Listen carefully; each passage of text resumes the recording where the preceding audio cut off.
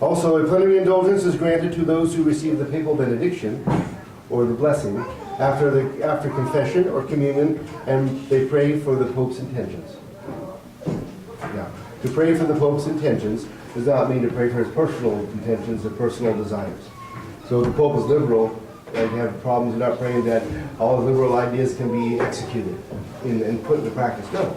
The Pope's intentions, that's an official, a formal kind of intention, which means the conversion of heretics, conversion of sinners, the unity of the church, and, glorification of the church, the glory of God. So it's the intentions of the papacy, which every Pope has by his very office. So that's what you're praying for. Okay, who has the authority to grant indulgences? Well, the Pope alone has the authority to grant plenary indulgences and indulgences for the whole church. Archbishops and bishops can grant partial indulgences for their own diocese. Priests with special faculties from the Pope may attach indulgences to objects they bless.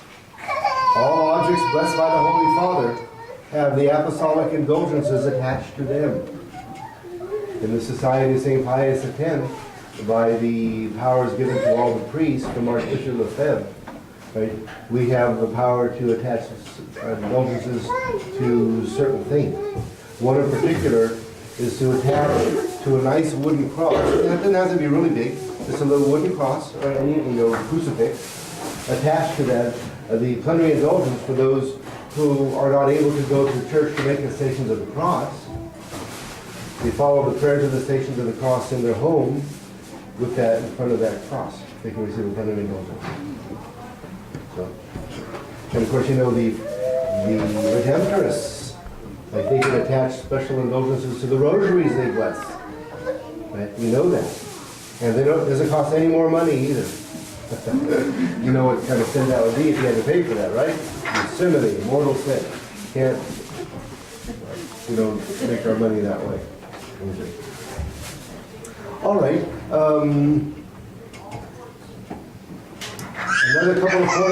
Another couple of points here.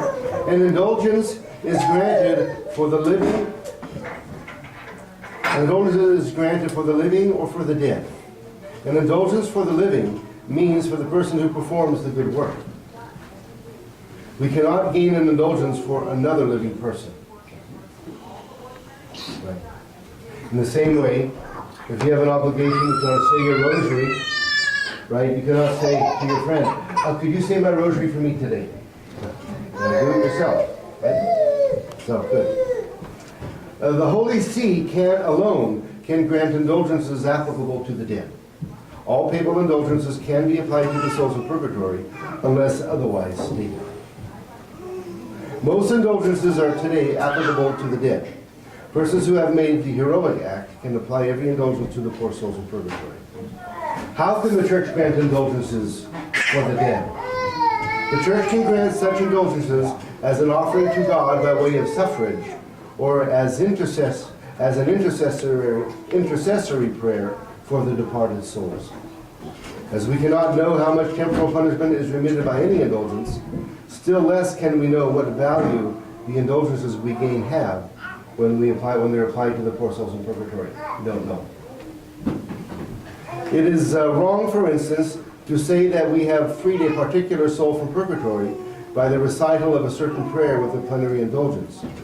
The efficacy of such indulgences depends on God's response to the intercession offered. But can we doubt that He will listen to the entreaty of His Church with the infinite treasure of merits that He Himself has made available? So He certainly will hear your prayer, your intercession. Right? If you're asking, say, I want to offer this soul for my son who died, or my wife who just died, or my husband, right? Or my dad, right? And so you offer this prayer, in church you go to offer your Mass and your communion for your deceased loved one that day. And you offer that indulgence that you can gain a plenary indulgence when you go to Holy Communion, for example. Well, Lord, I offer this indulgence to my dad who died last week. We don't know for sure how it was applied, but we can certainly trust and believe that God is very generous and maybe will apply it. Right? So don't forget to do that for your loved ones. When you receive communion, you can gain a plenary indulgence. Lord, I'd like to apply this to those who died. Maybe you can mention the names if you want. Right? If you can't, apply it to another living person. Souls in purgatory, you can. If the soul is already in heaven, then of course our Lord, who is the author of divine grace, and Our Lady, who is the dispenser through the hands of our Lord everywhere, they will dispense the graces according to the greatest glory of God and the salvation of souls. So we can trust that. Okay, we'll end with that today, and then next time we'll go briefly through the what time is it? In fact, we might as well just finish that now. The gaining of indulgences. This is just a very short little chapter. How do we gain an indulgence? Well, must be in the state of grace. Have to be in the state of grace to gain an indulgence. Secondly, we must have at least a general intention of gaining that indulgence.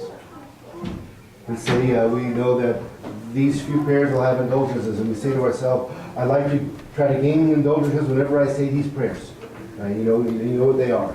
So if you say that prayer and you forget to renew it, I want an indulgence right now, you still do gain it, because you had the general intention already made. Okay? And then you have to perform the works that are required by the church in order to gain that indulgence. So we must have the intention, let's see, we must perform the works required by the church. We must comply exactly with the particular conditions required for the indulgence. We must say the prayer or do the good work enjoined in the grant of indulgences. When vocal prayers are prescribed as a condition, the words must be pronounced with the lips and not merely read or said mentally. Right? You have to move your lips. Right?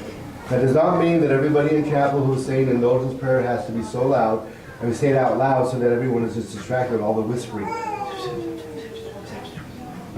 You can move your lips without making noise. You say it without the noise coming out. And you know how to do that. Like lip syncing, if you ever go somewhere and you want to pretend you're singing a song on the radio and you pretend you're singing it, Right. Same thing with the prayer. You move your lips with the words of the prayer. Not so much that you're noticeable by others, don't distract other people, but by things you do. Okay. When it says under the usual conditions for an indulgence, what does that mean? Well, the usual conditions required for a plenary indulgence are confession and communion and praying for the intentions of the Pope. And these usual conditions are required in addition to the works prescribed by the church. So when confession and communion are conditions attached to a particular day, the confession may be made during the preceding or following week, and the communion on the vigil of the day or in the week following.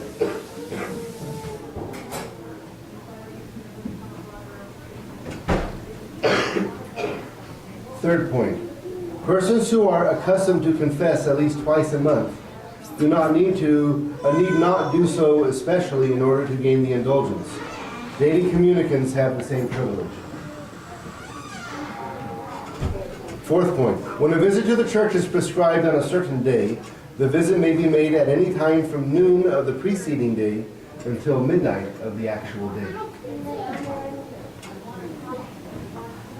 Except when a particular church is specified, any church may be visited.